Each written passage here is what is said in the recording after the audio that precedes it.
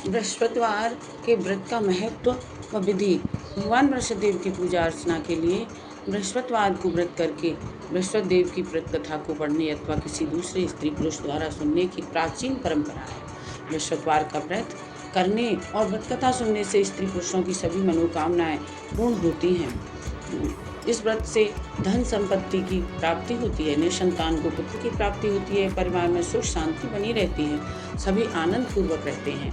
बृहस्पतिवार को सूर्योदय से पूर्व उठकर स्नान आदि से निवृत्त होकर बृहस्पति देव का स्मरण करते हुए व्रत का आरंभ करना चाहिए। उपासक को घर के किसी कक्ष में छोटा अथवा बड़ा पूजा स्थल बनाकर उसमें भगवान बृहस्पति देव की प्रतिमा की स्थापना करनी चाहिए। घर के समीप किसी मंदिर में जाकर बृहस्पति देव की पूजा की जा सकती है। बृहस्पति देव पीले रंग के पुष्प और पूजा की पीले रंग की सामग्री को विशेष रूप से पसंद करते हैं, इसलिए स्नान के बाद पीले रंग के वस्त्र धारण करने का विशेष महत्व है।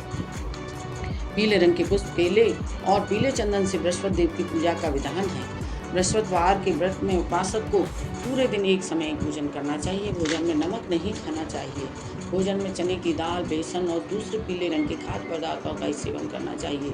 व्रत करने वाले पुरुष बृहस्पतिवार को दाढ़ी व सिर के बाल न कटाएं। पूजा के समय बृहस्पति देव से जो मनोकामना प्रकट की जाती है उसे वह अवश्य ही पूरा करते हैं। इस व्रत में व्रत कथा पढ़ने अथवा श्रवण करने का विशेष महत्व है। इसलिए बोलो बृहस्पति देव की जय, बोलो विष्णु भगवान की जय, बोलो लक्ष्मी मैया की जय।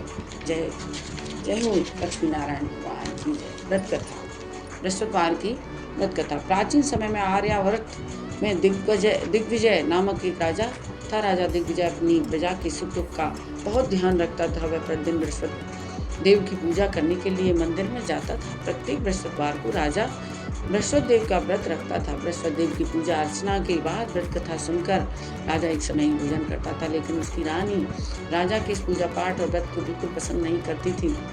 राजा ने उसे अनेक बार समझाया था, लेकिन उसने अपना व्यवहार बिल्कुल नहीं बदला। रानी कभी किसी निर्धन को अन्न वस्त्र आदि का दान नहीं किया करती थी। यही नहीं, वह राजा को भी व्रत करने और निर्धनों को दान करने के लिए मना किया करती थी। एक बार ऐसा हुआ कि जंगल के कुछ हिंसक जानवरों ने नगर में घुसकर निरीह लोगों को मारना शुरू कर दिया। प्रजा के लोगों ने जब राजा दिग्विजय से जंगली जानवरों के उत्पात की शिकायत की तो वह स्वयं उनके शिकार के लिए गया। राजा दिग्विजय शिकार पर गया हुआ था। रानी महल में आनंद से झूला झूल रही थी। उस दिन बृहस्पति देव अपना रूप परिवर्तित करके निर्धन भिक्षुक के रूप में महल के द्वार पर पहुंची। बृहस्पति देव ने रानी से भिक्षा मांगी तो वह क्रोध में स्वर में बोली, हे भिक्षुक, सुबह से भिक्षा देते देते मैं तो परेशान हो गई हूँ। अभी मुझे महल के बहुत से काम करने हैं। महल के कामों से अवकाश मिले तो मैं तुम्हें कुछ भिक्षा दूँ। बृहस्पति देव ने कहा, हे देवी, भिक्षा देने में भला कितना समय लगता है? तुम भिक्षा देकर भी तो महल के काम पूरे कर सकती हो। भिक्षुक के वचन सुनकर रानी ने क्रोधित होकर कहा, लोगों को दान देने के लिए तो मेरे पतिदेव ही बहुत हैं। वे हर समय भिक्षुकों को अन्न वस्त्र तथा धन का दान करते रहते हैं। उनके इस तरह दान देने से मैं तो बहुत परेशान आ गई हूँ, तंग आ चुकी हूँ। इससे तो अच्छा है कि सारा धन समाप्त हो जाए ताकि हम प्रतिदिन दान देने के कष्ट से मुक्त होकर चैन की सांस ले सकें। रानी की बात सुनकर बृहस्पति देव मन ही मन मुस्कुराते हुए बोले, हे रानी, भगवान तुम्हारी यह मनोकामना अवश्य पूरी करेंगे।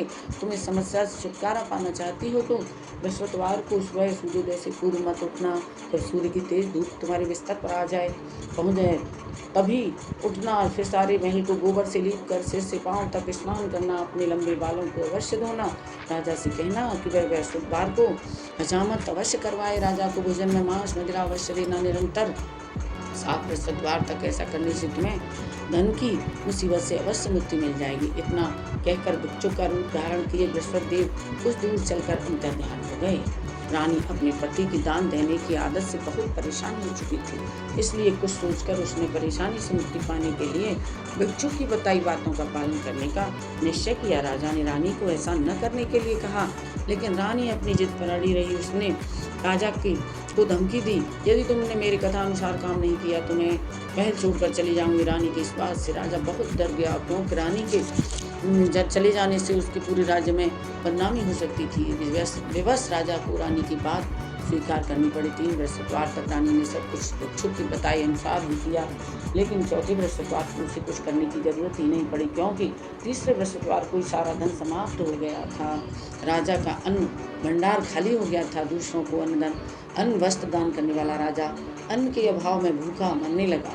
उस समय राजा ने अपनी रानी से कहा कि रानी, अब मैं इस नगर में नहीं रह सकता। यहाँ तो हम किसी को से भिक्षा भी नहीं मांग सकते। लोग हमारा कितना अपमान करेंगे। मैं अब परदेश जा रहा हूँ, वहाँ कोई काम धंधा अवश्य कर लूँगा। शायद हमारा भाग्य बदल जाए। रानी को महल में छोड़कर राजा धन कमाने के लिए परदेश चला गया। परदेश में उसने जंगल से लकड़ी काट कर लाने और नगर में बेचने का काम शुरू कर दिया। रानी को कई दिन खाने को कुछ नहीं मिलता। वह अपने अच्छे दिनों की याद करके आंसू बहाती रहती। एक दिन रानी ने भूख से परेशान होकर अपनी दासी से कहा, दासी, समीप के नगर में मेरी बहन रहती है, वह धनवान है, तू उसके पास चले जा और 5 सेर अनाज बेचकर ले आ। उस अनाज से कुछ दिन तो पेट भर जाएगा, उसके बाद कहीं मेहनत मजदूरी करके काम चलाएंगे।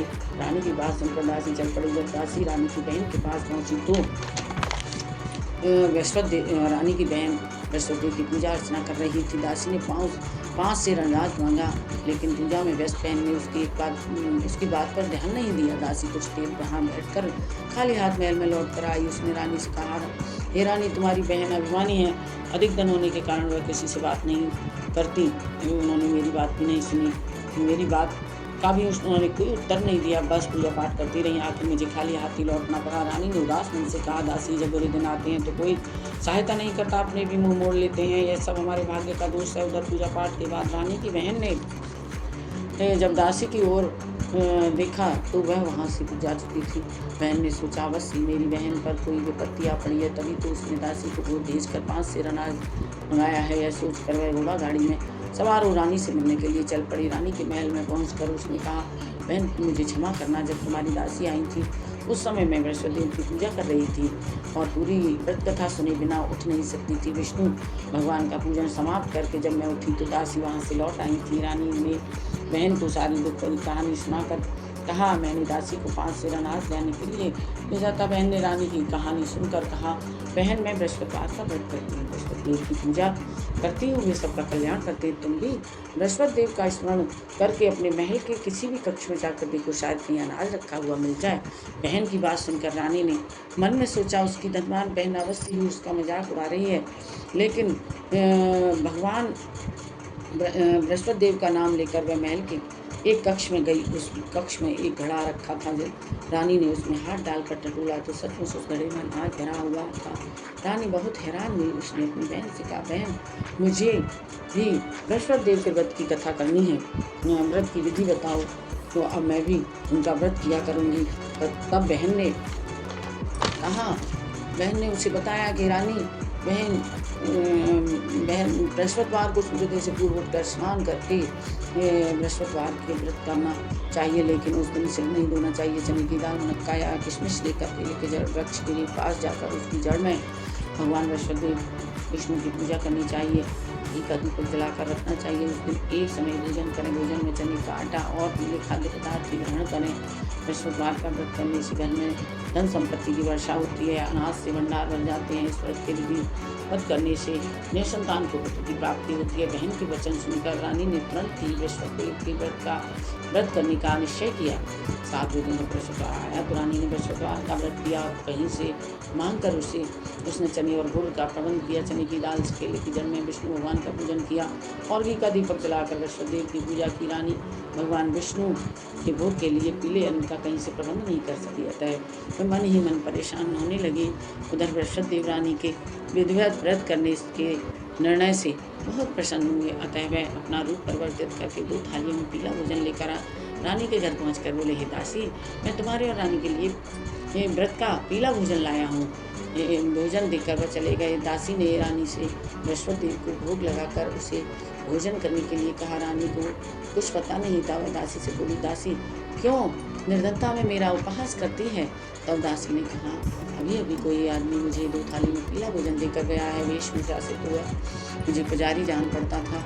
रानी ने बृहस्पति देव का भोग लगाया और दासी के साथ बैठकर भोजन किया। रानी प्रत्येक बृहस्पतिवार को विधिवत व्रत करके बृहस्पति देव की पूजा करने लगी। रानी के व्रत करने से बृहस्पति देव बहुत प्रसन्न हुए। रानी के महल में धन की वर्षा होने लगी। होने लगी। कुछ ही दिनों में रानी के पास काफ़ी धन एकत्र हो गया। उसके अन्न भंडार भर गए। इतना सब कुछ होने से रानी फिर पहले की तरह ही आलसी और अभिमानी हो गई। एक दिन रानी ने किसी बच्चे को आलस्य के कारण खाली हाथ लौटा दिया। देवासी ने कहा, रानी जी, आप फिर पहले की तरह धन संपत्ति पाकर आलसी हो गई हैं। निर्धन को अपने द्वार से खाली हाथ लौटाना अच्छा नहीं होता है। बृहस्पति की अनुकंपा से हमें अत्यधिक धन और अन्न मिला है, इसलिए आलस्य छोड़कर हमें निर्धनों को दिल खोलकर दान देना चाहिए। दान करने से आपके परिवार का नाम होगा और बृहस्पति प्रसन्न होकर आपका कल्याण करेंगे। दासी की बात सुनकर रानी ने निर्धनों को दान देना शुरू कर दिया और कई निर्धन ब्राह्मणों को धन देकर उनकी कन्याओं के विवाह में सहायता की। रानी की सब जगह प्रशंसा होने लगी। धन संपत्ति पाने पर रानी को राजा की याद सताने लगी। रानी ने एक दिन दासी से कहा, दासी, पता नहीं मेरे स्वामी परदेश में किस हाल में होंगे, मुझे अब उनका पता लगाना चाहिए। रानी ने पूजा के समय बृहस्पति देव से प्रार्थना की कि उसके पति को जल्दी ही घर लौटने का स्मरण कराएं। उसी रात बृहस्पति देव ने परदेश में रह रहे राजा दिग्विजय को स्वप्न में कहा, राजन, तुम अपने नगर को लौट जाओ, तुम्हारी रानी तुम्हें बहुत याद कर रही है। राजा सुबह उठकर लकड़ियाँ काट कर लाने के लिए जंगल की ओर चल पड़ा। जंगल से गुजरते हुए वह सोचने लगा, रानी की गलती से उसे कितने दुख भोगने पड़े हैं। राजपाट छोड़कर प्रदेश में आकर रहना पड़ा, जंगल से लकड़ियाँ काट कर नगर में बेचकर गुजारा करना पड़ा। उसी समय बृहस्पति देव एक सन्यासी के रूप में राजा के पास पहुंची और भगवान ने राजा से पूछा कि लकड़हारे, तुम किस चिंता में पड़े हो। राजा ने दुखी मन से सारी व्यथा कथा उस सन्यासी को सुना दी। उसकी व्यथा कथा सुनकर सन्यासी ने कहा, लकड़हारे, तुम्हारी पत्नी ने भिक्षुक को धन नहीं देने के लिए आलस्य किया था, इससे बृहस्पति देव क्रोधित हो गए। उनके क्रोधित होने से ही तुम्हारी यह स्थिति हुई है, ऐसी हालत हुई है। लेकिन हम चिंता करने की कोई बात नहीं है। तुम यहाँ लौटकर विधिवत बृहस्पति देव का व्रत करना आरम्भ कर दो। बृहस्पतिवार को बृहस्पति देव का व्रत करके चने की दाल और गुड़ को जल से भरे बर्तन में डालकर केले के वृक्ष की पूजा करो। उसके बाद व्रत कथा सुनो, स्वयं भी व्रत कथा कह सकती हो। इस प्रकार व्रत करने से बृहस्पति तुम्हारी सभी मनोकामनाएं पूरी करेंगे। राजा ने सन्यासी से कहा, हे सन्यासी, मैं बृहस्पति देव की पूजा तो करना चाहता हूँ, लेकिन लकड़ियाँ काट कर बेचने से बस अपना पेट ही भर पाता हूँ। भगवान की पूजा के लिए धन कहाँ से लाऊं। राजा की बात सुनकर सन्यासी का रूप धारण किए हुए बृहस्पति देव ने कहा, बृहस्पति देव का स्मरण कर तुम जंगल से लकड़ी काट कर लाना और शहर में बेचना। तुम्हें इतना धन मिल जाएगा कि तुम अपने भोजन के साथ गुड़ और चने भी खरीद सकोगे। यह कहकर सन्यासी ने बृहस्पति देव की कथा लकड़हारे को सुनाई। बृहस्पति देव की कथा। प्राचीन समय में बृहस्पतिपुर नगर में एक निर्धन ब्राह्मण रहता था। ब्राह्मण की कोई संतान नहीं थी। उसकी पत्नी बहुत सुंदर स्त्री थी। वह सुबह काफ़ी दूर निकलने के बाद उठती थी। प्रतिदिन स्नान भी नहीं करती थी। भगवान की पूजा करने की तो कभी सोचती नहीं थी। सुबह उठते ही पहले भोजन करती, फिर बाद में कोई अन्य कार्य किया करती थी। घर में सफाई करना उसे कतई पसंद नहीं था। ब्राह्मण अपनी पत्नी के इस आचरण से बहुत दुखी था। भगवान की अनुकंपा से उस ब्राह्मण की पत्नी गर्भवती और उसकी 10वें महीने में सुंदर कन्या रूपी रत्न पैदा हुआ। निर्धन ब्राह्मण कन्या के जन्म से बहुत दुखी हुआ। धीरे धीरे ब्राह्मण की कन्या बड़ी होने लगी। बचपन से ही उस कन्या की रुचि भगवान विष्णु की पूजा में थी। वह प्रातः उठते स्नान आदि करके भगवान विष्णु की पूजा करने मंदिर में जाती थी। बृहस्पतिवार को व्रत करके विधिवत पूजा पाठ किया करती थी। ये पूजा पाठ के बाद वह पढ़ने के लिए पाठशाला में जाती थी। घर से चलते हुए वह मुट्ठी भर जौ साथ लेकर जाती थी और पाठशाला के मार्ग में डालती जाती थी। जब वह पाठशाला से घर लौटती तो जौ के वह दाने सोने में बदले हुए मिलते। लड़की सभी सोने के दाने बीन कर घर ले आती। एक दिन जब वह सोने के दानों को साफ कर रही थी तो उसकी माँ ने उसे देख लिया। कहा, बेटी, सोने के दानों को साफ करने के लिए, पटकने के लिए सोने का सूप होना चाहिए। फिर अगले दिन बृहस्पतिवार था। उसने बृहस्पति देव की पूजा करते हुए प्रार्थना की है कि भगवान, यदि मैंने आपका व्रत विधिवत किया है तो मुझे सोने का सूप दे दो। बृहस्पति देव ने उसकी प्रार्थना स्वीकार कर ली और मनोकामना पूर्ण करने का वचन दिया। पाठशाला से लौटते समय उसे रास्ते में सोने का सूप पड़ा हुआ मिला। घर लौटकर सोने का सूप अपनी माँ को दिखाकर वह सोने के दाने साफ करने लगी। उसी समय नगर का राजकुमार उसके घर के पास से गुजरा।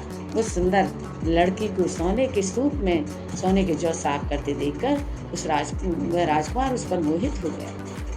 महल में लौटकर राजकुमार ने राजा से उस लड़की से विवाह करने की इच्छा प्रकट की। राजा ने ब्राह्मण को महल में बुलाकर राजकुमार से उसकी लड़की से के विवाह की बात कही। ब्राह्मण तैयार हो गया और दुल्हन बनकर ब्राह्मण की लड़की महल में चली गई।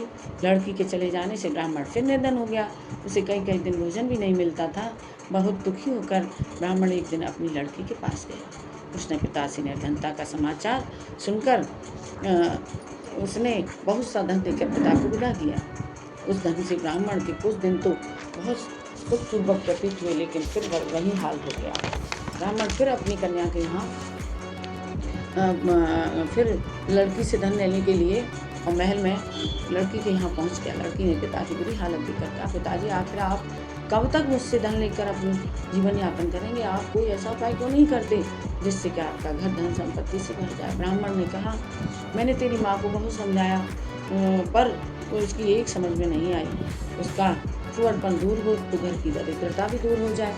तब कुछ सोचकर लड़की ने पिता से कहा, पिताजी आप ऐसा करो, माँ को मेरे घर ले आओ और मेरे पास छोड़ दो। ब्राह्मण अपनी पत्नी को लड़की के पास महल में ले गए, उसके घर ले गए और लड़की ने अपनी माँ से कहा, माँ तुम प्रातः काल उठकर स्नान आदि करके बृहस्पति देव विष्णु भगवान की पूजा अवश्य करना। पूजा करने से तुम्हारी दरिद्रता अवश्य दूर हो जाएगी। लेकिन उसकी माँ ने उसकी एक भी बात नहीं मानी। तब क्रोधित होकर लड़की ने अपनी माँ को एक कक्ष में बंद कर दिया। सूर्योदय के समय माँ को उठाकर जबरदस्ती उसे स्नान कराया, फिर मंदिर में ले जाकर बृहस्पति देव की पूजा कराई। कुछ दिनों तक ऐसा करने से माँ की बुद्धि में परिवर्तन हुआ और बृहस्पतिवार का व्रत रखने लगी। उसके व्रत की रखने से ब्राह्मण के घर में भगवान विष्णु की अनुकंपा से धन की वर्षा होने लगी। दोनों पति पत्नी धन संपत्ति पाकर आनंद पूर्वक जीवन यापन करने लगे और विष्णु के धाम को चले गए।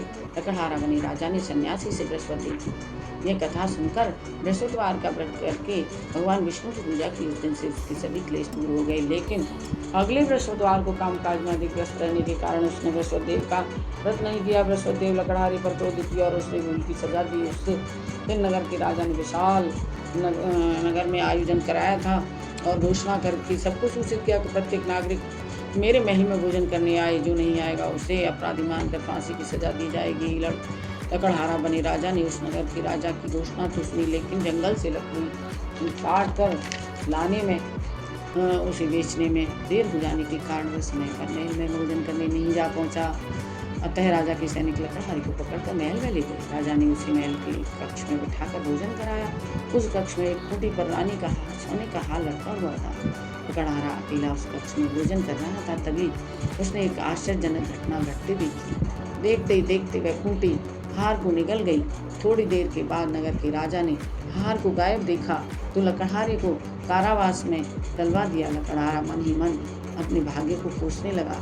तभी उसे जंगल में मिले सन्यासी का स्मरण हो आया और थोड़ी देर में बृहस्पति देव सन्यासी के रूप में उसके सामने प्रकट हो गए और बोले, हे लकड़हारे, तुमने बृहस्पति देव की पूजा नहीं की, इसी कारण तेरे लिए यह महान दुख प्राप्त हुआ है। लेकिन अब चिंता मत कर, बृहस्पतिवार के दिन कारागार के दरवाजे पर तुम्हें 4 पैसे पड़े मिलेंगे। उन पैसों से बृहस्पति देव का व्रत करके उनकी पूजा करोगे तो तुम्हारे सब दुख नष्ट हो जाएंगे, दुख दूर हो जाएंगे। बृहस्पतिवार के दिन दरवाजे पर पड़े मिले पैसों से चने और गुड़ मंगाकर लकड़हारे ने बृहस्पतिवार की कथा सुनाई तो बृहस्पति देव ने प्रसन्न होकर उस नगर के राजा को स्वप्न में कहा, हे लकड़हारे, हे राजा, जिसको तूने अपने जेल खाने में डाल रखा है वह लकड़हारे को कारागार से मुक्त कर दे। सुबह राजा ने अपने कक्ष में जाकर देखा तो खूंटी पर रानी का हार मिल गया। राजा ने लकड़हारे को मुक्त कर दिया और उसे धन और आभूषण देकर विदा किया। लकड़हारा बना राजा उस नगर से चलकर अपने नगर में पहुंचा तो वहाँ पूरी धर्मशालाएं बाग बगीचे देखकर बहुत प्रसन्न हुआ। राजा ने पूछा कि ये पूरी धर्मशालाएं किसने बनवाई हैं? सबने उसे बताया कि ये सब रानी और दासी ने बनवाई हैं। राजा महल में पहुंचा तो रानी ने उसका भव्य स्वागत किया। तब राजा ने निश्चय किया कि सप्ताह में एक बार तो सभी बृहस्पति का व्रत तथा पूजन करते हैं, परंतु मैं प्रतिदिन व्रत किया करूँगा और दिन में 3 बार तथा करूँगा। अब राजा हर समय दुशाले में चने की दाल बांधे रहता और दिन में 3 बार कहानी कहता। कुछ दिनों के बाद राजा को अपनी बहन की याद आई। एक दिन घोड़े पर सवार होकर राजा अपनी बहन से मिलने चल दिया। अभी राजा नगर के बाहर पहुंचा ही था तो उसने कुछ लोगों को एक शव को ले जाते हुए देखा। राजा ने को स्मरण हुआ कि आज उसने किसी को बृहस्पतिवार की व्रत कथा नहीं सुनाई। राजा ने उन लोगों को रोक कर कहा, भाइयों, आप सबको ले जाने से पहले मेरी बृहस्पतिवार की कथा सुन लें। लोगों ने राजा पर क्रोधित होते हुए कहा, तुम पागल तो नहीं हो गए हो? लेकिन कुछ बूढ़े लोग बोले, अच्छा भाई, साथ चलते चलते तुम अपनी कथा भी सुना दो। राजा के ने चलते हुए आधी कथा ही सुनाई थी कि सब हिलने लगा। राजा की पूरी कथा सुनाते ही सब उठकर बैठ गया। लोगों ने हैरानी से दांतों तले उंगली दबाई और अगले बृहस्पतिवार से भगवान बृहस्पति का व्रत करने का वह कथा सुनने का निश्चय कर लिया। घोड़े पर सवार राजा चलते हुए एक किसान के पास पहुंचा। किसान अपने खेत में हल चला रहा था। राजा ने कहा, अरे भाई, मुझसे मेरी बृहस्पतिवार की कथा सुन लो। किसान झुंझला कर बोला, अरे भाई, देखना ही नहीं हो? जितनी देर में मैं तुम्हारी कथा सुनूंगा उतनी देर में तो मैं 4 हरिया न जोत लूँगा। राजा निराश होकर चलने लगा। तभी किसान की बैल लड़खड़ाते हुए जमीन पर जा गिरे। किसान के पेट में जोरों से दर्द होने लगा। उस किसान की पत्नी जब खाना लेकर आई तो उसने किसान से इस बारे में पूछा। किसान ने घुड़सवार की पूरी कहानी सुनाई। किसान की पत्नी लौटती हुई राजा के पास पहुंचकर हाथ जोड़कर विनती करते हुए बोली, हे भैया, मैं तुम्हारी कथा सुनने को तैयार हूँ। राजा ने उसके साथ खेत पर पहुंचकर बृहस्पतिवार की कथा सुनाई। तभी बैल उठकर खड़े हो गए और बृहस्पतिवार की कथा सुनाई। बैल खड़े हो गए। किसान के पेट का दर्द भी तुरंत ठीक हो गया। राजा अपनी बहन के घर पहुंचा तो उसकी बहन आव भगत करने लगी। बहुत आव भगत की। अगले दिन सुबह उठकर राजा ने देखा घर के सभी लोग भोजन कर रहे हैं। किसी भूखे को भोजन कराए बिना भूखे को अपनी कथा बृहस्पतिवार की कथा सुनाए बिना भोजन नहीं करता था। उसने बहन से पूछा, बहन, क्या घर में कोई ऐसा व्यक्ति है जिसने अभी तक भोजन न किया हो? उसकी बहन बोली, भैया, हमारे घर में तो क्या, आपको पूरे नगर में कोई ऐसा व्यक्ति नहीं मिलेगा जिसने सुबह सुबह भोजन नहीं किया हो। तब राजा बहन के घर से निकलकर उस नगर में बिना भोजन किए व्यक्ति की तलाश करने लगा। एक गड़रिये के घर में उसका बेटा बीमार होने के कारण सारा घर भूखा रह गया था। राजा ने उस बेटे को जाकर बृहस्पतिवार की कथा सुनाई। कथा सुनते सुनते गड़रिया का बीमार बेटा बिल्कुल ठीक हो गया। सबने राजा की बहुत प्रशंसा की। एक दिन राजा ने अपनी बहन से कहा कि बहन, हम अपने घर को जाएंगे, तुम भी तैयार हो जाओ, कुछ दिन वहाँ रहकर लौट आना। राजा की बहन ने अपनी सास से कहा। सास बोली, हाँ चली जा, लेकिन अपने मेरे पोतों को मत ले जाना। ताना देते हुए कहा, बहू, मायके जाना है तो अकेली जाना, मेरे पोतों को नहीं ले जाना। तुम्हारे भाई के कोई संतान नहीं है, कहीं तुम्हारी भाभी मेरे पोतों पर कोई जादू टोना न कर दे। दूसरे कक्ष में बहन की सास की बातें सुनकर राजा दुखी मन से अकेला ही अपने नगर के लौट आया।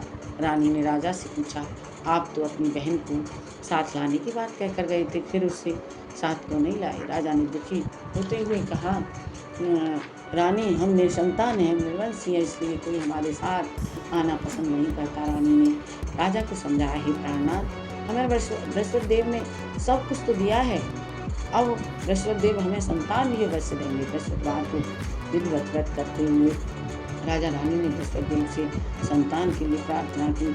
कुछ दिनों के बाद उन्होंने स्वप्न में दर्शन देते हुए कहा, हे राजन, तेरी मनोकामना पूर्ण होगी, तेरी रानी गर्भवती होगी। 1 सप्ताह बाद ही रानी गर्भवती हो गई। 10वें महीने में रानी ने एक सुंदर पुत्र को जन्म दिया। राजा रानी जीवन पर्यंत बृहस्पतिवार का व्रत करते रहे। उनके घर में धन की वर्षा होती रही। आनंद पूर्वक जीवन यापन करते हुए राजा रानी बृहस्पति देव की अनुकंपा से मोक्ष को प्राप्त करके सीधे वैकुंठ धाम पहुँच गए। बृहस्पतिवार को विधिवत कर पूजा करके जो स्त्री पुरुष भगवान विष्णु की पूजा आराधना करते हैं, भगवान उनकी सभी मनोकामनाएं पूर्ण करते हैं। जो बृहस्पतिवार की कथा सुनाता है, उसके सभी मनोरथ पूर्ण होते हैं। सभी बोले, बृहस्पति देव की जय, विष्णु भगवान की जय, लक्ष्मी मैया की जय। अब बृहस्पति देव की आरती सभी लोग मिलकर करें। बृहस्पतिवार की आरती।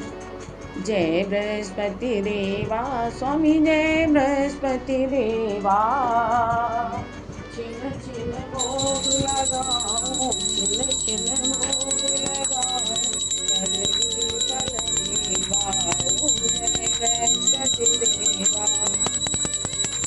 पूरण परमात्म तुम अंतर्यामी, स्वामी तुम अंतर्यामी, स्वामी पार ब्रह्म परमेश्वर तुम सबके स्वामी। ओम जय बृहस्पति देवा शरणागत निज निर्मल सब पातक हरता स्वामी सब पातक हरता।